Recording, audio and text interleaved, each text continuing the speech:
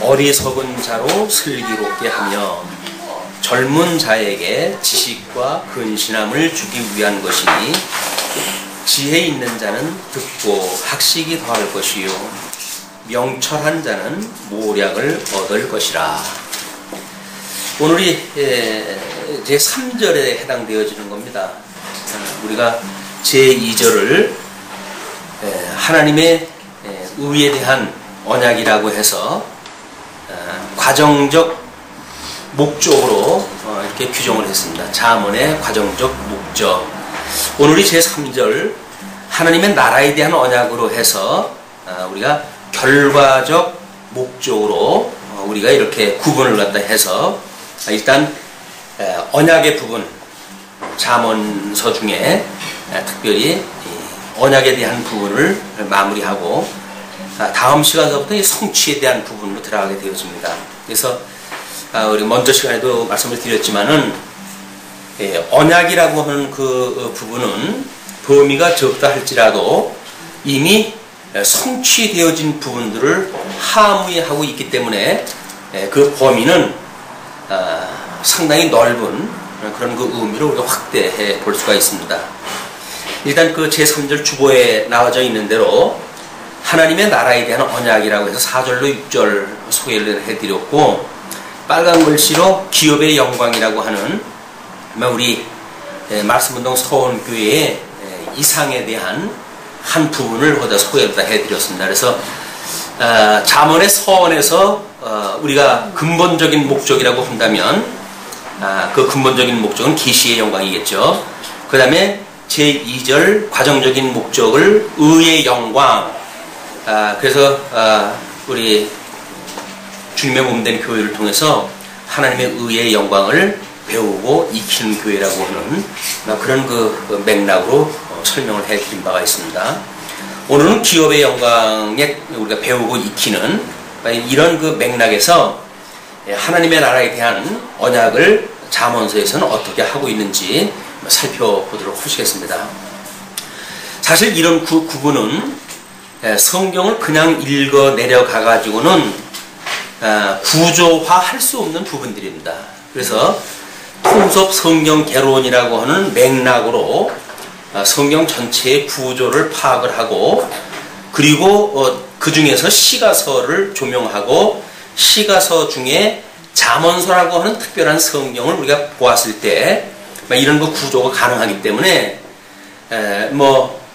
성경을 그냥 줄줄이 따라 읽다가 이런 구조를 만나게 되면 이런 그 의심이 생길 거예요. 왜 그렇게 꼭 봐야 되냐 이렇게 되어지는데, 그거는 성경의 문맥적 이해를 하지 못하는 사람들의 변이에요. 우리가 어떤 글을 읽어도 그 글이 함의하고 있는 내용이 무엇인지 그걸 뽑아내는 일이 중요한 일이죠. 어떻게 보게 되면 잠언의 지금 전체의 그 내용이 결국은 제목으로 지금 잡았다고 하는 거는 그 내용이 어땠든지 간에 잠언이라고 하는 형식으로 되어져 있다고 하기 때문에 잠언이라고 하는 제목이 잡힌 거거든요.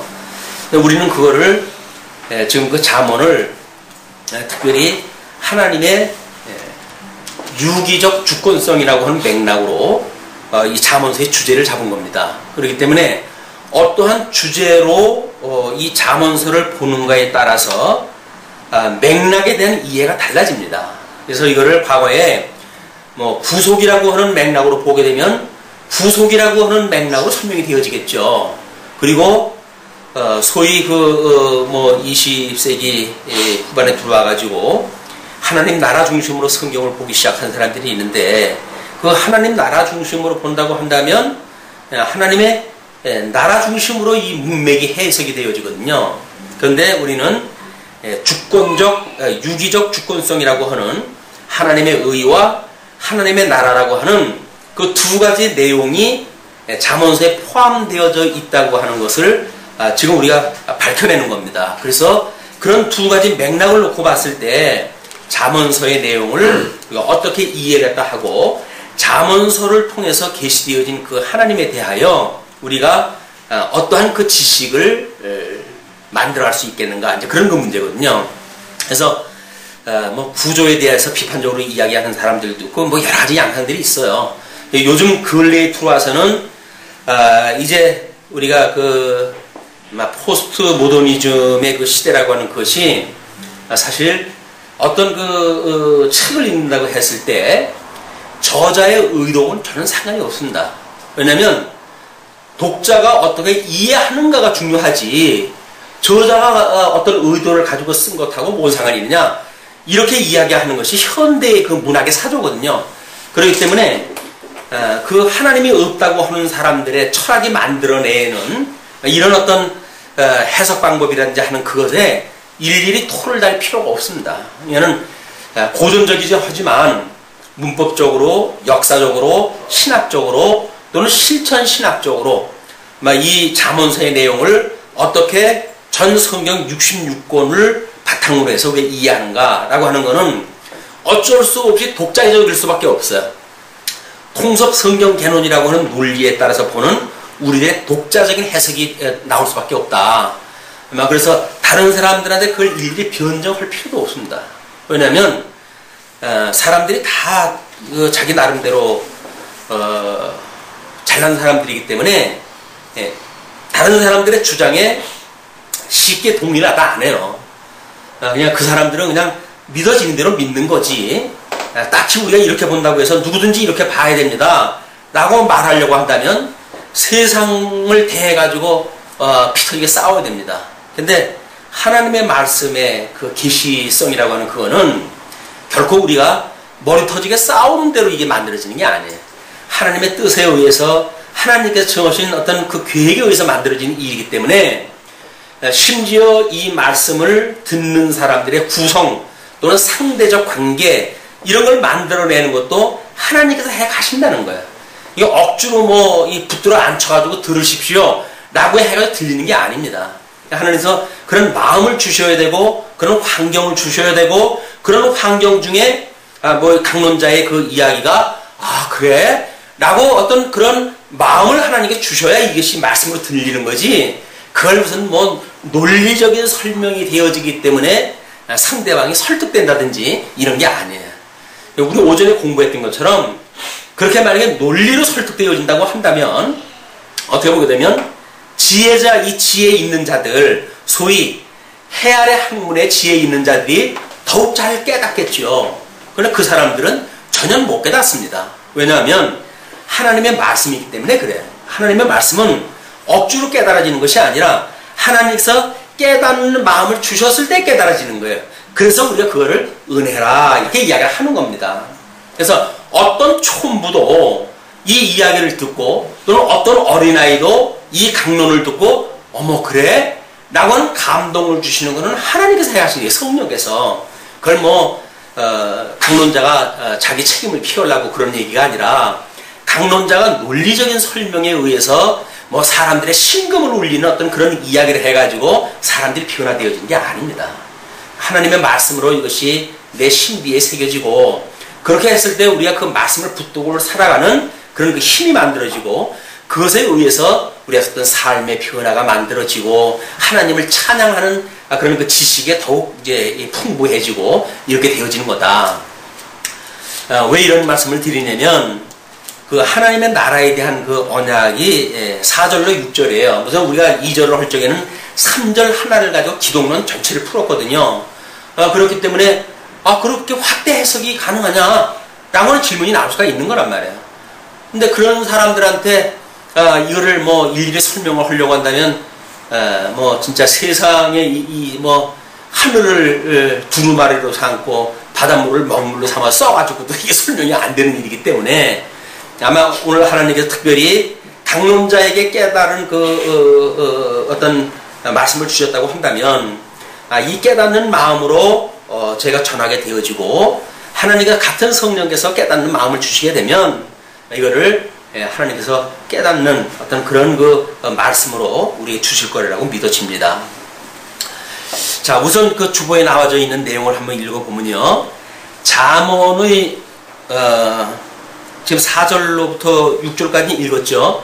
그 잠언의 하나님 나라에 대한 언약을 주신 목적은 근신과 모략을 이루게 하시려는 데 있다. 즉 여호와께서 언약 백성을 작정하심에 따라 언약의 말씀으로 어리석은 자로 슬기롭게 하며 젊은 자에게 지식과 근신함을 주어 지혜로운 통치를 하게 하시며 지혜 있는 자로 학식이 더하여 모략을 얻어 현명한 통치를 하게 하시는 데 있다. 네 줄로 압축되어져 있는 것이 지금 4절로부터 6절을 나름대로 성경 66권 전체의 그런 맥락에서 통속 성경 개론의 입장에 설명되어진 거예요. 근데 이렇게만 해가지고는 들으시는 분들, 이거 보시는 분들이 한계가 있습니다. 이제 그거를 강론 시간에 제가 풀어가지고 설명을 해드리는 거예요. 그러면 제일 먼저 지혜로운 통치를 하게 하신다고 이렇게 이야기를 했는데, 지난 시간에도 이 기자가 나름대로 이 잠언서를 썼던 솔로몬은 우리들이 보기에는 뭐 지혜가 충출했고 뭐 해서 뭐 전에도 없었고 후에도 없을 만큼 영화를 누린 사람이다. 왜 이렇게 통상적으로 이해를 하고 있잖아요. 그거는 신학적인 해석이 떨어졌을 때 이야기입니다. 이분의 출생된 배경이라든지 뭐 이런 걸 보게 되면 만만치 않아요. 왜냐하면 일단은 이제 이 솔로몬이 가지고 있는 배경, 출생 배경을 보게 되면 다윗 임금에 의해 가지고 우리 본처의 출서에 의해 가지고 아들들이 있을 거 아닙니까? 그렇죠? 본처 출신의 아들이 있어요. 근데 지금 이 솔로몬은 밧세바라고 하는 특별한 어떤 불륜의 관계를 통해 가지고 만들어진 여인으로부터 만들어지는 이 출생입니다. 그러니까 밧세바로부터 솔로몬이 이제 이 출혈을 갖다 하게 되어지는데, 이거는 매우 정적 관계예요. 이복 동생, 이복의 형제에 가니지만 이런 어떤 아들들의 입장에서 보게 되면 정적이에요. 누가 정통성을 가지고 있는가에 대한 이런 맥락에서 매우 중차대한 일입니다. 자, 그러면 우리 한번 열왕기상 2장 22절로 25절을 한번 보시죠. 열왕기상 2장 22절로 25절. 물론 1장서부터 2장까지 전체 내용을 우리가 파악을 하면 좋겠지만, 일단 성경 내용을 아신다고 전제를 하고 2장 22절로 25절까지의 내용을 보시게 되면, 솔로몬 왕이 그의 어머니에게 대답하여 이르되 어찌하여 아도니아를 위하여 수냄 여자 아비삭을 구하시나이까? 그는 나의 형이오니 그를 위하여 왕권도 구하옵소서. 그뿐 아니라 제사장 아비아달과 스루야의 아들 요압을 위해서도 구하옵소서 하고, 여호와를 두고 맹세하여 이르되 아도니아가 이런 말을 하였은즉 그의 생명을 잃지 아니하면 하나님은 내게 벌 위에 벌을 내리심이 마땅하니이다. 그러므로 이제 나를 세워 내 아버지 다윗의 왕위에 오르게 하시고 허락하신 말씀대로 나를 위하여 집을 세우신 여호와께서 살아계심을 두고 맹세하노니 아도니아는 오늘 죽임을 당하리라 하고, 여호야다의 아들 분이야를 보내매 그가 아도니아를 쳐서 죽였더라. 우리는 이걸 이제 아가서의 전체적인 배경을 어떤 기록 배경으로 삼고 있는 그런 내용이기도 한데요. 지금 이 아들 중에 이 아도니아라고는 이제 이 아들 하나만 살아 있어요. 다른 아들 뭐 다 이렇게 저렇게 해가지고 이제 없어지고, 그래서 아도니아라고는 아들이 있었는데, 솔로몬이 왕위를 받기 전에 아도니아가 이 왕권을 찬탈을 하려고 그러다가 다윗이 솔로몬에게 안수를 갖다 하고 그러는 바람에 아도니아가 숨었습니다.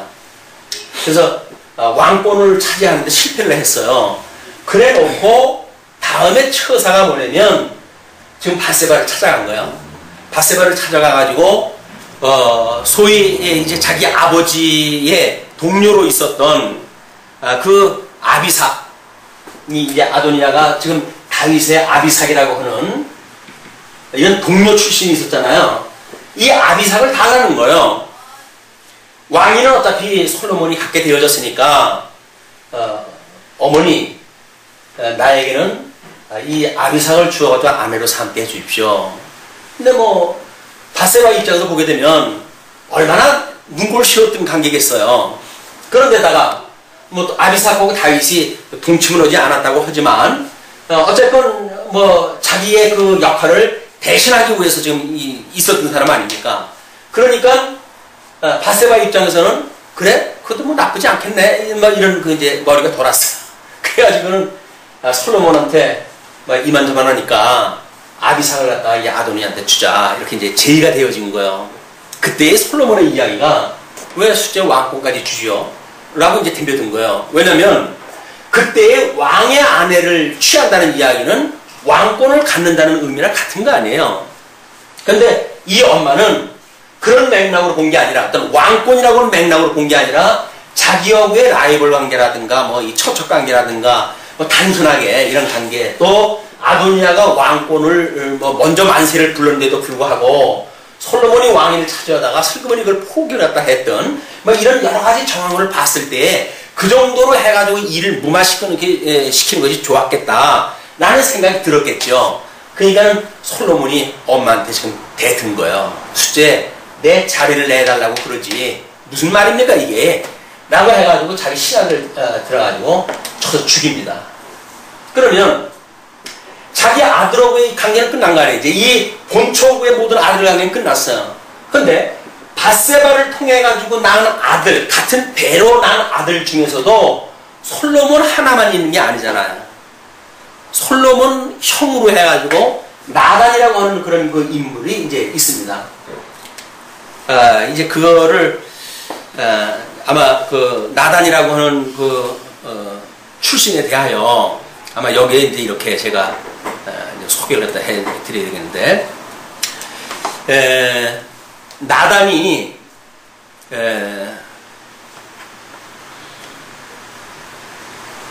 그 출생되어진 그 때가 역대상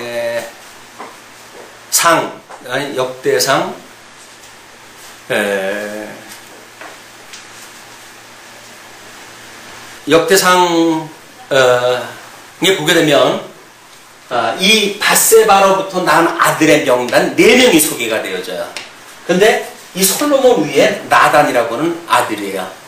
물론 먼저 난 아들은 이제 하나님 쳐서 죽었잖아요.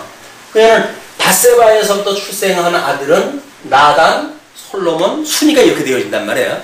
그럼 왕위를 차지하려고 한다면 법적으로 어떤 왕위의 계승을 하려고 한다면 나단이 이 처자들이니까 여기 왕권이 가야 돼요. 근데 하나님께서는 다윗에게 뭐라고 약속을 했냐면 이 신적으로 해가지고 약속하기를 솔로몬이 네 이 위를 따를 거다 이렇게 이야기를 했어요. 그러면 율법의 이야기를 하기를 법적인 아들이 돼야 되는데 하나님께서는 이 법하고 상관없이 솔로몬을 아들로 삼았으니까 이 둘의 문제가 어떤 예수님을 통해가지고 뭔가 성취가 되어져가지고 해결이 돼야 될 거 아니겠어요. 근데 솔로몬에 의해서 이제 왕국이 만들어지고 그리고 군국이 되어지고 남쪽 유다의 여호야긴이라고 했던 여호냐라고 하는 이제 그 임금이 마지막으로 이제 그 포로로 끌려가는 임금이 되어지는데 이 여호냐 때에 하나님께서 저주를 하라 합니다. 왜냐면 너한테는 무자하겠다. 그래서 너로부터는 왕위가 이어갈 수 없다 이렇게 이야기를 해버려요. 자, 그 저주가 예레미야 22장 30절에 소개가 되어져 있는데요. 나 여호와가 이같이 말하노니 너희는 이 사람이 무자하겠고 그 평생에 형통치 못할 자라 기록하라. 이는 그 자손 중 형통하여 다윗의 위에 앉아 유다를 다스릴 사람이 다시는 없을 것임이니라. 이게 다시는 있지 못한다고 그랬단 말이에요. 그런데 다른 성경을 보게 되면 여호냐가 아들 낳은 것이 기록이 돼요. 아들이 낳은 것이. 이게 난제입니다. 성경이 왜 무자하다라고 저주를 했다 했는데 아들이 또 거기서 출생되어진 걸로 이야기를 하느냐. 때로 이 사람들은 이거는 왕통을 잇는 것이 없다고 하는 것이지 아들이 없다고 하는 이야기는 아니다. 뭐 이렇게 해가지고 나름대로 해결을 하려고 그러는데 예레미야의 그 말에 의할 것 같으면 무자하겠다고 그랬어요. 자녀가 없겠다고 그랬어요. 이 문제를 해결해야 됩니다. 근데 이 왕통은 이어져 가야 되는데 이 왕통이 이어져 갈 수 있는 방법이 끊어진 거예요, 지금. 예레미야 예언과 또는 이제 우리 유다로부터 이 왕의 혼이 끊이지 않겠다고 하는 그 약속과 두 개가 상충되어지는 약속이 되어집니다. 이때 하나님께서 이 나단의 계통으로부터 해가지고 이쪽에 양자를 집어넣지 않으면 해결할 방법이 없어요.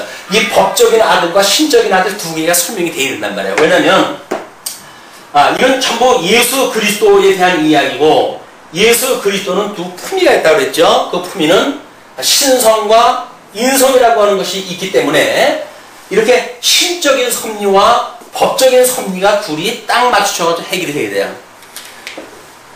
예수님이 동정녀 마리아에 낳아야 된다고 하는 동정녀 출신이어야 돼요. 또 그는 하나님의 아들이기 때문에 그는 성령으로 잉태가 돼야 돼요. 그러니까 지금 이 법적으로 해가지고는 이쪽에서 아들이 나와야 돼. 다윗의 위를 이어가지고 다윗의 자손 예수 그리스도의 세계라 라고 했으니까 밧세바가 난 이 솔로몬에 의해 가지고 왕통이 이어져 가야 된단 말이에요. 여기서 이 요셉이라고 하는 그 아들이 출생을 하죠. 예수님 출생을 때 했을 때 아버지 이름이 요셉이라고 하는 아들입니다. 이 나단의 이 뒤를 갖다 쭉 따라가게 되면 여기에 마리아가 이제 출생을 해요. 근데 성경에서는 이거를 요셉이라고 이렇게 정의를 합니다. 왜냐면 족보에 여자 이름이 들어갈 수가 없으니까. 그래서 누가복음에 보게 되면 이 족보가 소개가 되어져 있고 마태복음에 보게 되면 이 족보가 소개가 되어지고 있어요. 그러니까 지금 이 법적으로 해가지고 나단의 계통을 통해 가지고 마리아의 아버지가 지금 헨리라고 하는 사람인데 그 헨리가 이쪽에 출신이 돼야 되고 요셉이 이쪽 출신이 돼야 돼요. 그런데 이쪽에 헨리의 딸인 마리아하고 이쪽에 요셉이라고 하는 이 남자하고 결혼을 갖다 하게 됩니다. 근데 이 결혼을 갖다 하게 되어지는데 이 요셉은 그냥 법적인 부부예요. 그러나 여기서 잉태가 되어진 것은 성령을 통해서 잉태가 되어집니다. 그렇죠? 그러니까 이쪽에서도 법적으로 해가지고는 그냥 이 계열을 따서 나와야지만 이 신적인 섭리를 위해서는 양자라고 하는 특별한 방법을 통해 가지고 이 여견에 이뤘던 저주가 이게 해결이 돼야 돼요. 지금 이게 솔로몬이 가지고 있는 예수님이 출생할 때까지의 이 계보에 대한 그 내용들입니다. 이 계보가 왜 필요하냐면 지금 솔로몬의 입장에서 보게 되면 지금 나단하고 자기하고 관계도 이것이 그렇게 매끄러운 관계가 아닌 거예요. 지금 이런 신적, 법적 이런 어떤 갈등 관계로 봤을 때 뭐 언제라도 법적으로 나단이 만약에 어떤 그 권리를 주장한다든지 하게 되면 갈등의 요지가 있는 거 아니에요. 이런 갈등의 요지가 있는 가운데에 지금 하나님께 약속했던 이 선민국가, 이 선민국가를 어떻게 다스릴 거냐 라고 하는 그것이 잠언서 1장 4절에서부터 6절까지의 이게 좀 지혜의 말씀인 거예요.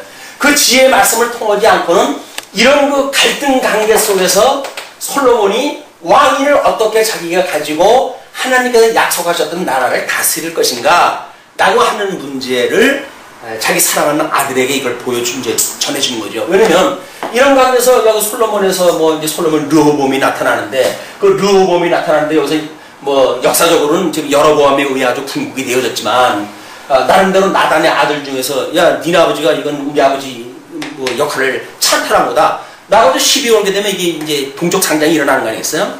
그렇게 했을 때 이 선민국가를 어떻게 보호할 것인가 어떻게 통치할 것인가에 대한 문제가 지금 4절로부터 6절까지의 내용입니다. 그래서 그걸 하나님의 나라에 대한 언약이라고 이렇게 잘라놓은 거예요. 그러니까 이런 전체적인 배경을 전제하지 않냐고는 4절로부터 6절까지 말은 간단하잖아요. 어리석은 자로 슬기롭게 하고 젊은 자에게 지식과 근신함을 주고 지혜 있는 자는 듣고 학식이 더할 것이고 명철하는 모력을 얻을 것이다 이렇게 이야기했단 말이에요. 두 가지 종류예요. 이제 여기서 그래서 첫 번째는 지혜로운 통치를 하게 한다. 이렇게 했을 때 먼저는 지혜로운 통치였다. 이 지혜로운 통치. 두 번째의 그 내용은 현명한 통치를 한다. 현명한 통치. 뭐 똑같은 내용 아닙니까? 똑같은 내용이에요. 그러나 우리가 이스라엘 민족사를 이야기할 때 끊임없이 나중 영광이 먼저 영광보다 승하게 하시기 위한 섭리를 끊임없이 확인해 왔잖아요. 그러니까 이 현명한 통치와 지혜로운 통치는 나름대로 어떤 논리적인 순서가 있을 겁니다. 그 순서가 지금 이 지혜로운 통치를 갖다 했을 적에는 어떤 자로 지금 소개가 되어져? 어리석은 자하고 젊은 자. 젊은 자. 이것이 지금 지혜로운 통치를 갖다 하게 했을 때 이 자들을 어떻게 할 것인가의 문제고, 그 다음에 현명한 통치를 갖다 했을 적에는 지혜 있는 자와 명철한 자. 지혜 있는 자, 그 다음에 명철한 자. 그러니까는 여기서 어리석은 자로 지혜롭게 하는데 이 지혜가 있어야 그 다음에 이제 이 현명 통치를 하게 되어지니까 논리적으로 봐도 일단은 차서가 만들어지겠죠. 이 차서가. 이것이 잠언서 4절로부터 6절까지 보는 특별한 그 이유입니다. 우리는 지금 이 선민국가에 대한 하나님의 섭리사를 가장 압축적으로 보여주는 그 풍습이 있는데 그것이 결혼 풍습이에요. 결혼 풍습. 결혼을 보게 되면 먼저 이 약혼을 하고 그 다음에 정혼을 하고 그 다음에 결혼을 하게 되어집니다.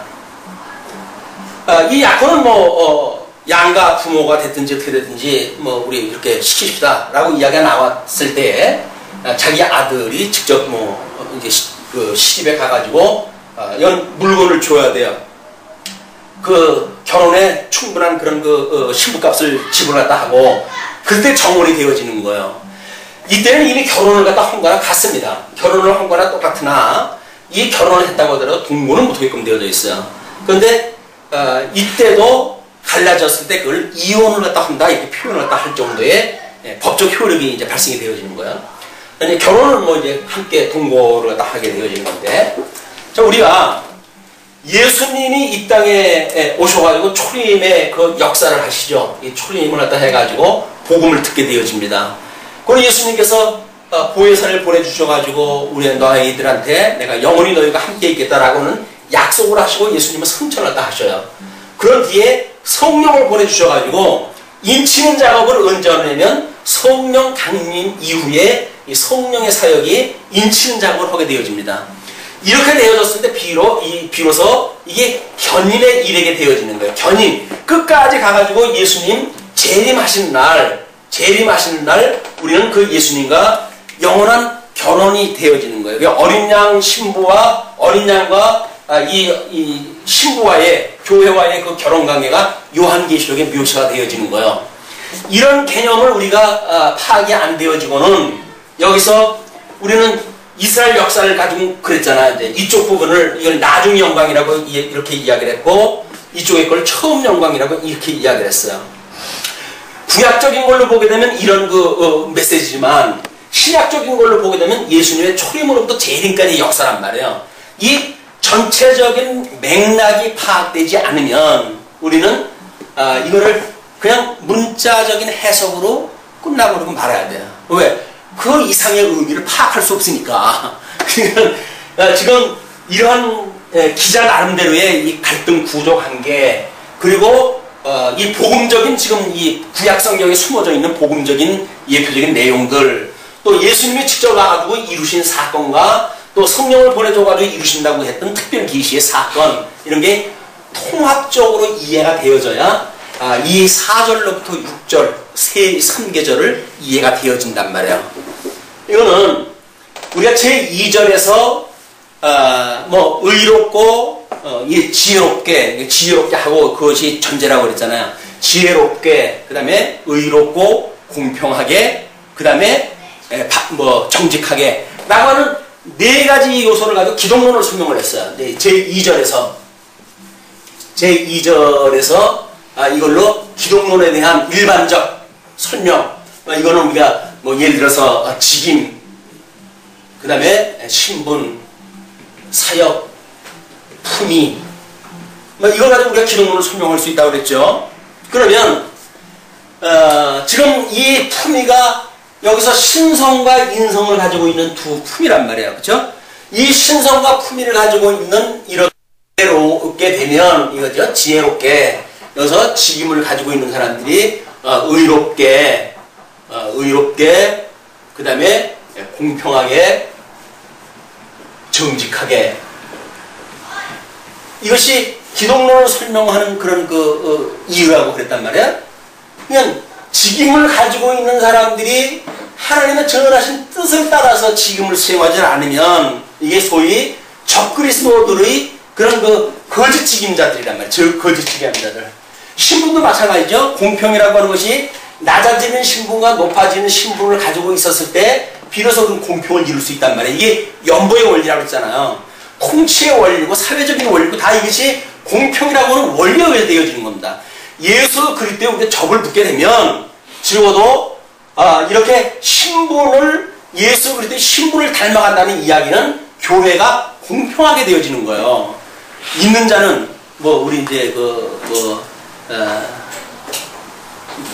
우리 고린도 교회에서 떡을 떼고 했을 때 있는 자는 배부르도록 먹고 뒤에 오는 사람들은 먹을 게 없어가지고 배가 굶고, 이렇게 하니까 뭐라고 이야기를 합니까? 그 이야기를 먹을 것이 없으면 너희 집에서 먹어라. 교회 와가지고 왜 정말 필요한 사람들에게 먹을 거를 갖다 너희들이 다 집어먹어가지고 이게 복음적인 신분에 대한 의미를 너희들이 안 지키냐, 그 얘기였어 이게. 그러니까 이렇게 신분을 우리가 이룬다는 이야기는 공평을 이룬다는 이야기예요. 말씀을 많이 가지고 있는 사람이 말씀을 소개하고, 그래서 그 사람이 그 말씀을 공급받아가지고 말씀으로 성장하게 되어져 가고, 또는 유효한 자가 버림으로 해가지고 넉넉지 못한 사람들이 교회 생활을 편하게 할 수가 있고, 그럼 전부 연보의 원리, 신분 공평하게 되어지는 일이란 말이에요. 사역에 대한 일도 정직해야 돼요. 이 정직은 하나님의 의의가 뭐고 하나님의 사역이 뭔지 정직하게 이야기를 해야 돼요. 근데 이게 정직하지 않으면 자기네를 위해서 설명할 수밖에 없죠. 교회 오면 복을 받는 데는 엉뚱한 소리를 갖다 해가지고 만약에 이 사역이 하나님의 의와 하나님의 나라를 소개하는 거라 그랬잖아요. 근데 그걸 엉뚱으로 하게 되면 엉뚱한 교회가 만들어질 수밖에 없다. 그래서 이걸 설명을 했다고 한다면 이 제3절은 이게 교회론에 대한 전반적인 이야기예요. 교회론.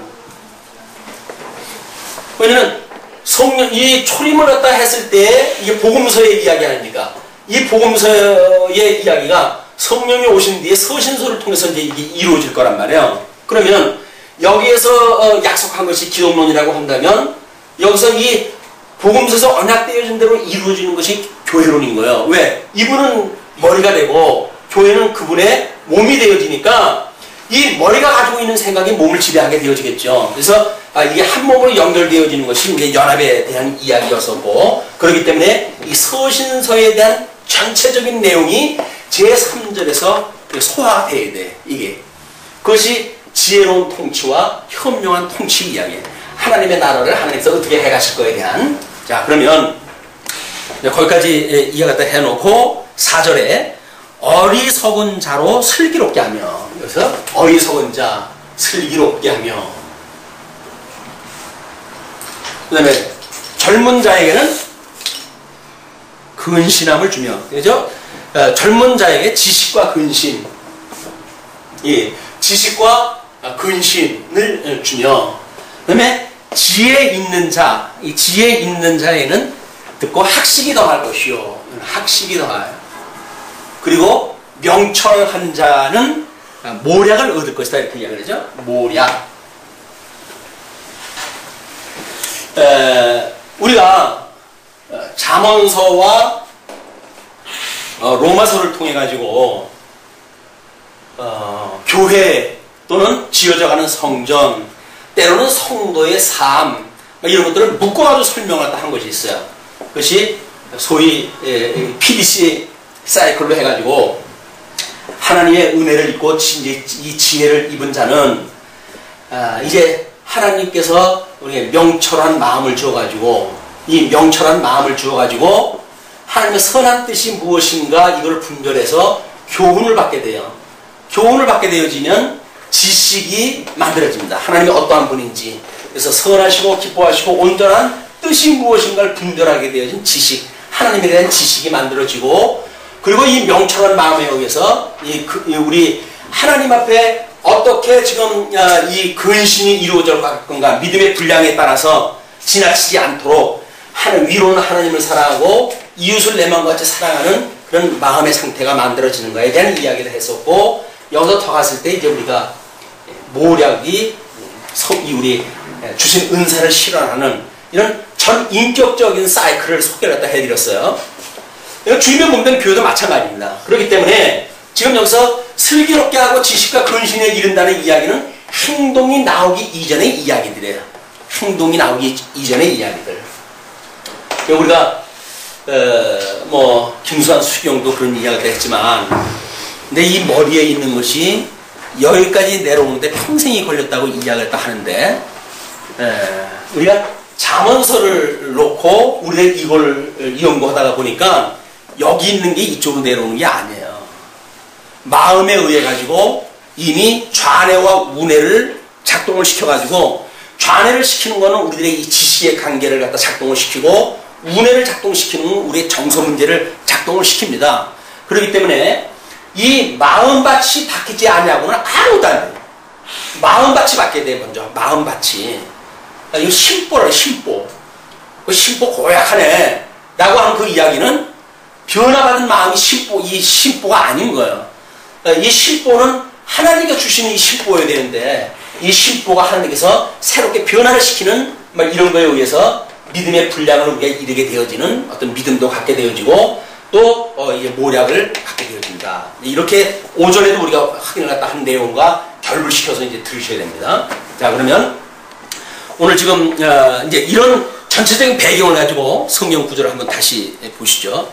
우리 아까 이제 결혼 문제에 대한 것도 이야기 갖다 했고,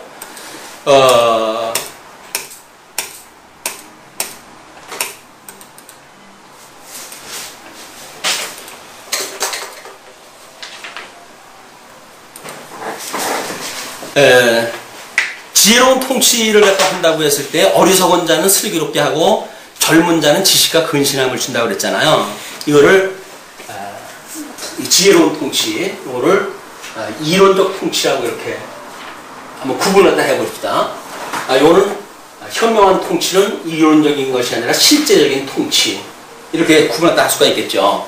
그러니까 어떤 나이가 어려도 할 수 있는 그거는 이 이론적인 것만 가지고 돼요.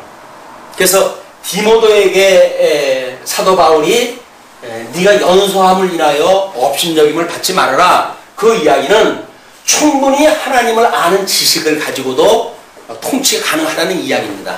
그러나 이제 점점 연배가 많아지게 되면 백발이라고 하는 그런 걸 가지고 실질적으로 자기 삶을 경험을 통해 가지고 이 통치를 하게 되어지는 때가 와요. 그러니까 젊은 사람이 목회하는 거와 나이 먹은 사람이 목회하는 거는 양상이 다릅니다. 젊은 사람이 목회를 한다고 했을 때는 이론적인 거에 좀 더 연구가 돼야 돼요.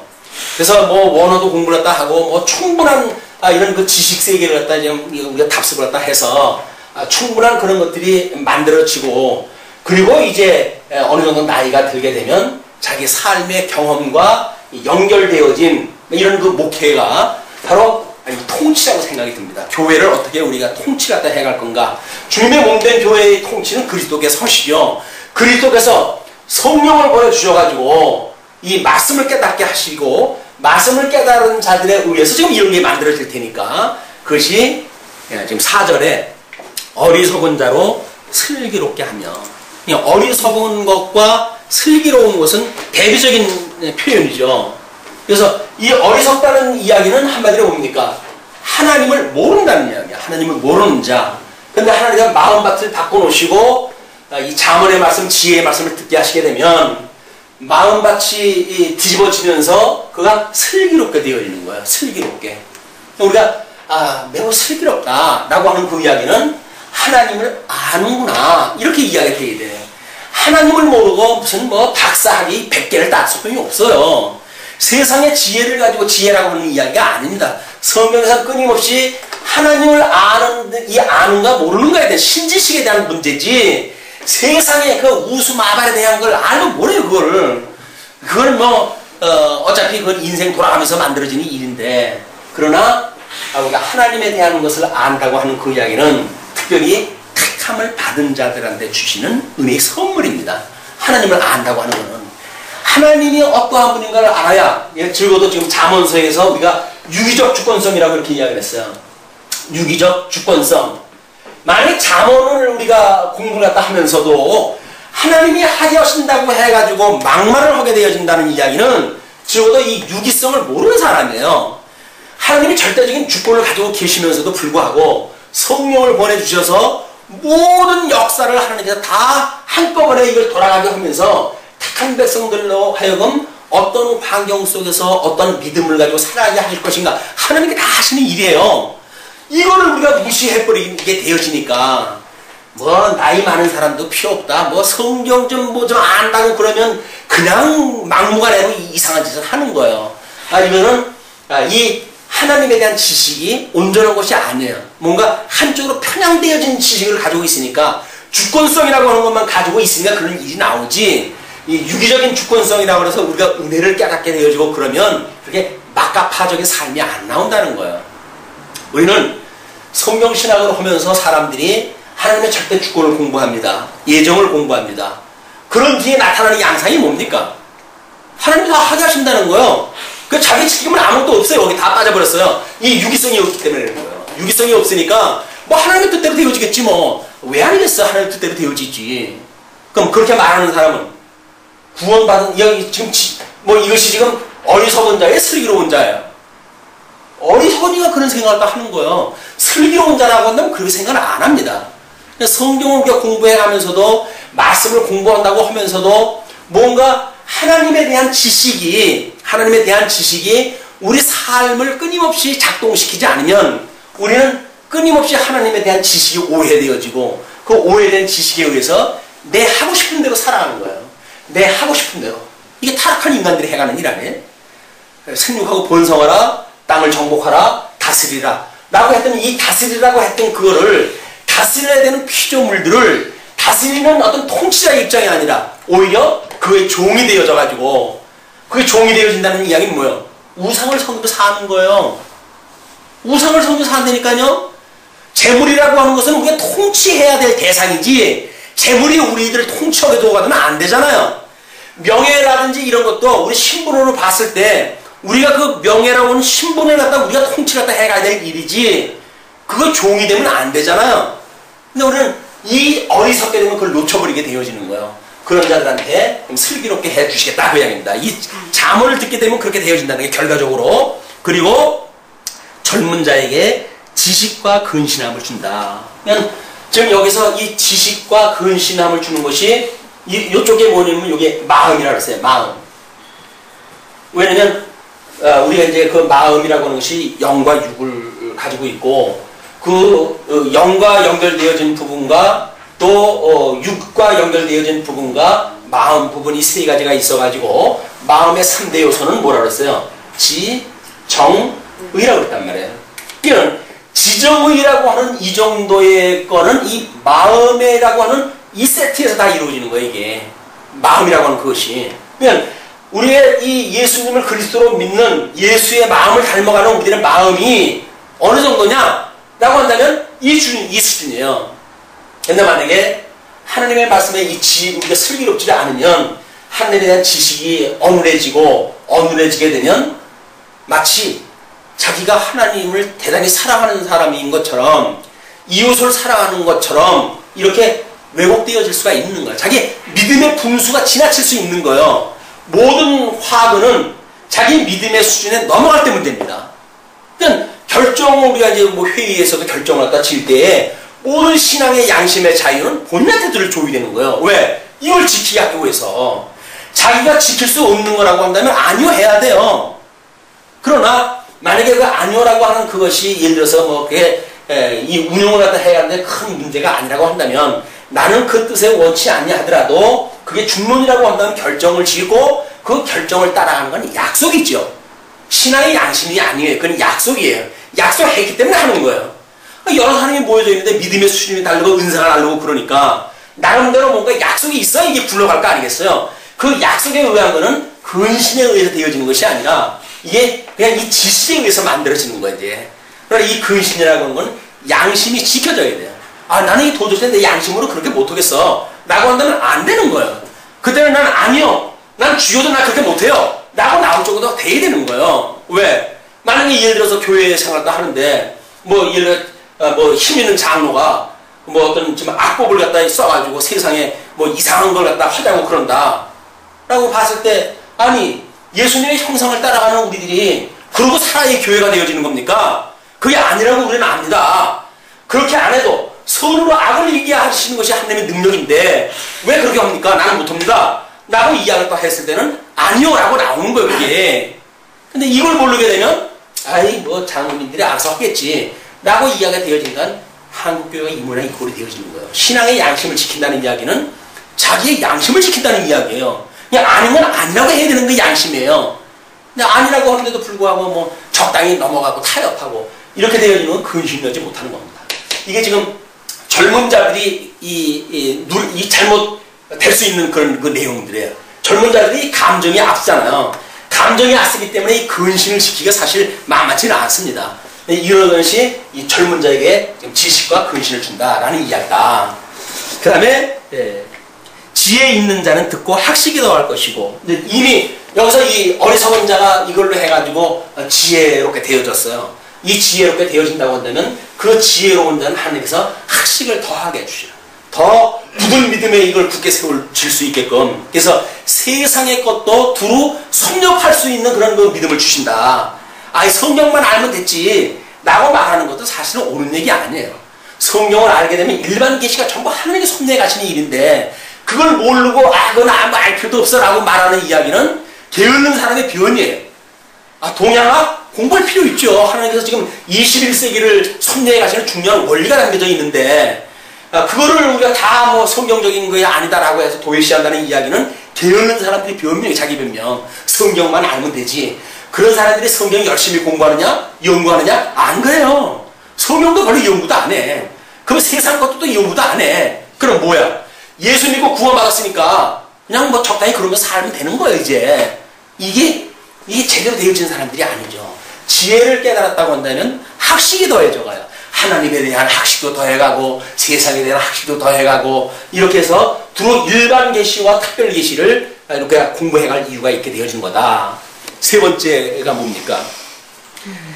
세 번째가 명철한 자. 이 명철한 마음을 가지고 이 명철한 마음이 지식과 근신을 이루게 되어진다고 그랬으니까 명철한 자라고 하는 그 이야기는 이것이 다 이루어진 자 그 이야기예요. 이것이 이루어진다는 뭐예요? 젊은 자가 지식과 근신을 이걸 하게 되어진 이거라고 그랬잖아요. 이것에 이루어진 자는 비로소 은사가 실현되어지는 모략을 세울 수 있다는 겁니다. 그러니까 주님의 몸된 교회에 이 모략을 세운다는 이야기는 적어도 이런 자들이 모여져 있을 때 이 가능한 일이지 이건 뭐 죽인지 밥인지도 모르는 사람들한테 뭐 교회 정책을 이야기를 하고 뭐 세우고 이렇게 해가 싶다라고 해서 선동을 한다고 그러면 이건 잠언에서 말하는 그런 통치가 아닌 거예요. 이렇게 지혜롭고 현명한 통치가 아닌 거예요. 억지로 인간이 끌고 가는 통치지. 그냥 이것도 만약에 우리가 어떤 제도에 대한 개혁이다라고 하는 것도 마찬가지예요. 개혁에 동참하는 자들이 여기에 일을 쓸 때 이게 가능한 일이지. 이런 사람들은 아무 생각도 없는데 자기 혼자 뭘 갖다 해가지고 이걸 해간다고 해서 몇몇 사람 뭐 이렇게 만들고 뭐 그림 그려가지고 이걸 한다고 한다면 이건 현명한 통치가 아닌 거예요. 현명한 통치가 아니라는 이야기는 언젠가는 허물어진다는 이야기예요. 주님의 몸된 교회에 세운 지 2000년의 세월이 지나왔습니다. 2000년 동안 지금도 우리가 이렇게 지켜져 오는 교회는 나름대로 현명한 통치를 그리스도께서 직접 성령을 보내서 해주시기 때문에 이게 이루어지는 거예요. 2000년 동안 교회가 무너질 때 그런 뭐 수많이 그런 일이 있었죠. 그러나 그때마다 하나님께서 왜 그 교회를 붙들어 주셨는가? 현명한 통치에 의해서 이게 지켜진 거예요. 개혁이 되어지고 무슨 뭐 체제를 개혁시켜가지고 이 진리가 지켜진 것이 아니라 하나님의 현명한 통치, 신앙의 양심을 충분히 뭐 이렇게 이걸 인정하다 하고 그대 배워도 깨달아지는 믿음만큼 이런 거에 의해서 자발성 있는 모략에 의해서 지금까지 교회가 이루어진 거지, 마치 무슨 이걸 억지로 만들어내면 이게 될 것처럼 이야기하는 그거는 이건 성경의 원리에 아주 어긋난 세속적인 방법일 뿐이에요. 우리 현명한 통치를 또 하려고 한다면 이건 철저하게 자발성이라고 했어요. 기쁘고 즐거운 마음으로 참여할 수 있는 그런 마음으로 되어져야 되는 거지, 뭐 나이 많은 사람이 시킨 거 어쩔 수 없이 그렇게 해야 된다든지 이걸로 되어지는 거 아니에요. 경험이 많다, 뭐 성경 아는 지식이 많다, 그러므로 이렇게 해야 된다, 그것도 아닌 거예요. 이거는 자발성이에요. 구성원들 스스로가 어느 정도의 하나님을 아는 지식을 가지고 있고 하나님을 사랑하고 이웃을 사랑하는 마음이 있는가 라고 하는 사람들이 모략을 이루어가는 것만큼 이루어가는 거지, 뭐 성경이 아는 지식은 얼마나 있는지 모르겠어요. 그러나 이건 뭐 이웃을 사랑하기를 자기 발뒤꿈치에 때만큼도 여기지 않으면서 무슨 교회를 위한 모략을 세우고 그럽니까? 안 되는 거예요. 왜 우리가 이렇게 신앙생활을 하면서도 불구하고 우리 삶이 변하지 않습니까? 그 이야기는 이 근신에 대한 이 접근이 없는 거예요. 우리들한테 하나님의 사랑이 확인이 되어지질 않은 거예요. 여기서 지식은 알아요. 하나님이 어떤 분인지 깨달았어요. 근데 이 지식이 우리들로 하여금 이 확신이 와야 되는 거 아니에요? 이 믿음의 분량만큼 하나님의 사랑이 확신한 것만큼 우리는 이웃을 사랑할 수가 있는 거예요. 이웃을 사랑하지 않으면서 무슨 하나님을 사랑한다고 그래요? 그건 거짓말이에요. 이웃을 사랑하지 않냐고 하나님을 사랑한다는 이야기는 아닙니다. 하나님을 사랑하는 것만큼 이웃을 사랑하게 되어져요. 이웃을 사랑하는 그 사랑만큼 우리는 거기 그 사람들 지 만들 만큼 이게 갈 수가 있죠. 사랑하지 않으면 나몰라라고 자기 페이스대로 가죠. 이거는 뒷사람은 쫓아오든지 말든지 뭐 가리가 찢어지든 말든 이러고 앞서 가는 거예요 이게. 그러나 이 사랑을 하게 되면 그 사람들의 배를 갖다 해가지고 이 사람은 믿음의 수준이 약하니까 이 정도로 가면 안 되지 라고 하는 것이 현명한 통치지, 무조건 자기 욕심대로 해가지고 계획 세워가지고 끌고 가는 것이 이게 무슨 이 지혜로운 통치인 것처럼 이 왜곡되어지고 호도되어지는 거는 우리 대에서 단절돼야 돼요. 우리 대에서 단절돼야 돼요. 동의하십니까? 저의 지금 구조가 아니라 성경의 구조를 가지고 이야기하는 겁니다. 어떤 자도 이 믿음의 사람들을 자기의 수종을 삼으면 안 돼요. 자기의 어떤 수단화 되어지면 안 돼요. 모든 환경은 어떤 특정한 자의 수단화가 되어지면 안 돼요. 모든 사람의 마음들이 모여가지고 일이 되어져 가야 되는 거지, 자기의 어떤 그런 독단적인 계획에 의해서 많은 사람들이 거기에 무슨 줄을 서고 역할을 갖다 하고 무슨 종입니까? 노예입니까? 이게 복음을 안다고 해서 너무 창피하잖아요. 이런 그 일은. 저도 우리가 복음을 안다고 한다면 신사적인 일인데, 본인이 믿음이 안 된다고 하면 믿음이 안 되는 것만큼 뭐 자발성이 나오는 것이 기다려야지, 아니면 믿음이 어린 자들 믿음이 어리니까 넌 비켜 라고 해가지고 만약에 해간다고 한다면, 아니 하나님이 힘이 없어서 우리 인간들한테 맡겼습니까? 그렇게 하려면 하나님이 직접 해버리죠.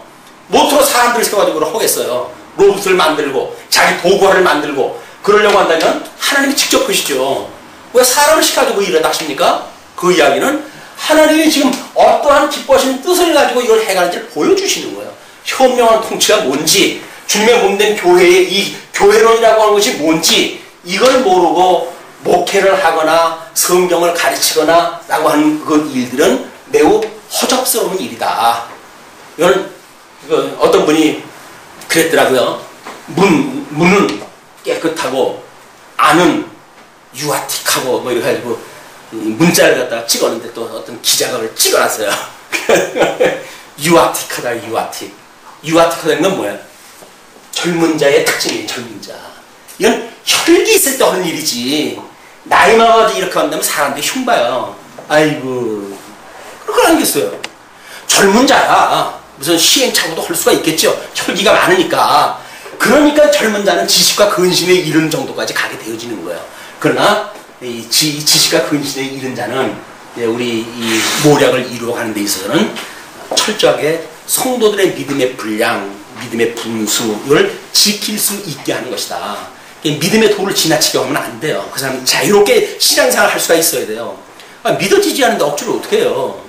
믿어지는 것만큼 살아가는 거지. 그러나 우리가 이제 눈에 보이는 교회 생활을 해야 되기 때문에 교회에서는 가장 다른 생각들을 어떻게 모을 것인가, 그건 회의를 통해서 우리가 해가는 것 뿐이에요. 다수결의 원칙에 의해서 이 정도는 이렇게 하십시다, 뭐 이렇게 합시다 라고 해가지고 해가는 거지요. 그러나 그런 걸 읽지라도 만약에 성경적 원리에 의해서 너무나 이게 좀 호도가 되어졌다든지 하게 되면 아니요 라고 해가지고 그 회의의 결의를 갖다가 반대를 다 하는 거예요. 그러나 그것이 큰 문제가 아니라고 한다면 아예 뭐 그 정도면 맞춰서 갈 수 있겠다 라고 하는 적정 수준에서 조절이 되어지겠죠. 그것이 현명한 통치다.